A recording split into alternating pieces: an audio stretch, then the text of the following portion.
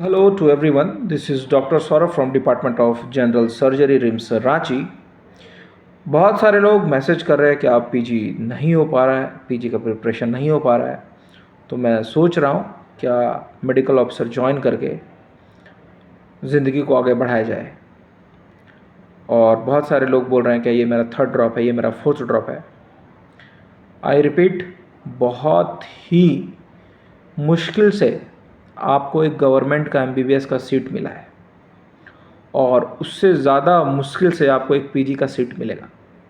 अगर आप प्राइवेट या फिर डीम्ड यूनिवर्सिटी की बात करें और क्लिनिकल सीट की बात करें तो एक क्लिनिकल सीट का 1 करोड़ से ज़्यादा पैसा लगता है। 1 करोड़ मतलब 100 लाख।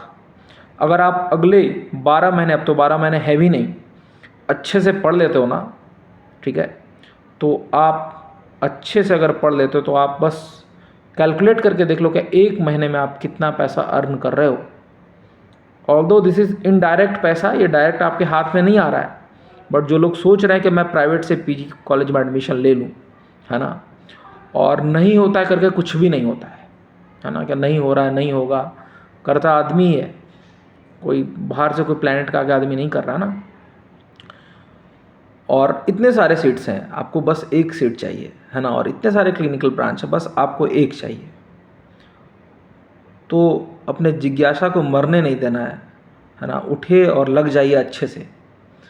मतलब एक महीने का आप ऑलमोस्ट 10 लाख के करीब अपने पेरेंट्स का बचाएंगे, है ना। अगर आप इसको सैलरी मान के चले भी तो आप सोचिए कि एक महीने में 10 लाख सैलरी किसी की नहीं होती है। उतना पैसा आप अपने पेरेंट्स का बचा रहे हैं, वो बहुत बड़ा अमाउंट होता है। तो 10 लाख के लिए कितना एफर्ट्स भी करना पड़ता होगा।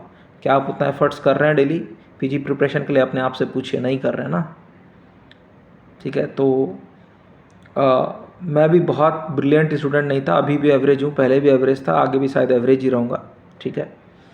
मैंने बहुत सारे लोगों को जो ब्रिलियंट है, मैंने बहुत सारे का एग्जाम्पल भी दिया है, जो अभी बहुत अच्छा कर रहे हैं और आगे भी अच्छा करेंगे।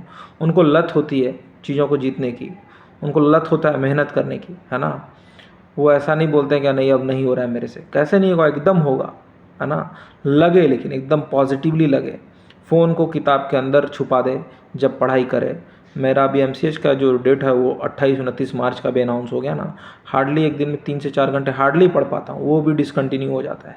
जो मैं हमेशा बोलता हूँ कि 4 घंटा डेली कम से कम पढ़े। तो चीज़ें ऐसी नहीं मिलती है ना। तो 10 लाख अगर आपको हर एक दिन, हर एक महीने, है ना, अपने पेरेंट्स का बचाना, आप हर एक दिन 10 लाख का आप हर एक दिन जोड़ दीजिए, आप कितना पैसा बचा रहे हैं ना। तो अच्छे से लग जाइए और एक गवर्नमेंट पीजी सीट से उठाइए और पूरी ज़िंदगी बहुत प्राउडली घूमिए, ठीक है। अब बोलेंगे कि बहुत लोग एमओ करके हॉस्पिटल खोल दे रहा है, बहुत लोग ये कर दे रहा है, वो कर दे रहा है ना। तब तो उससे अच्छा भीख ही मांग लीजिए रेलवे स्टेशन के सामने। भीख मंगा भी आप कितना कमा ही लेता है। बहुत सारा भीख मंगा है रेलवे स्टेशन के सामने जो महीने का 3-4-5 लाख कमा ले रहा है ना। तो पोस्ट मैटर करता है। बहुत लोग झाड़ू पोछा करके भी कमा ले रहे हैं उतना पैसा, 10 जगह झाड़ू पोछा कर रहे हैं, उनको 80-90 हज़ार मिल रहा है। और जब आप एमबीबीएस करके मार्केट में घुसते हो तो उसको पैसा, दोनों की इज्जत में फ़र्क है ना। तो ये सारा जो एनालॉजी देते हैं, क्या नहीं वो झाड़ू का मारने वाला भिखारी इतना कमा रहा है, मैं एमओ की खुश हूँ। तो emo is not a bad thing, है ना। मैं कभी नहीं बोलूँगा कि एमओ गलत चीज़ है, ज़रूर आप करें। वो आपको एक्सपीरियंस देता है, वो आपको बताता है कि चीज़ों को कैसे डील करना है।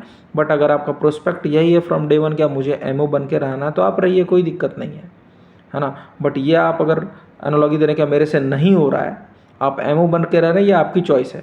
आप ये नहीं बहाना बना सकते क्या नहीं मैं करना नहीं चाहता था, है ना, इसलिए मैं एमओ बन गया। आप एमओ इसलिए बने क्योंकि आपका पीजी नहीं क्लियर हुआ, सिंपल सी बात है। ख़राब लगेगा, है ना। मैंने भी एमओ वाला काम किया है, जब रिज़ल्ट का वेट कर रहा था तो मैंने एमओ वाला काम किया है मैथन प्राइवेट लिमिटेड में, क्लियरली बोल रहा हूँ। रिज़ल्ट आ गया तो मैं फिर ज्वाइन कर लिया।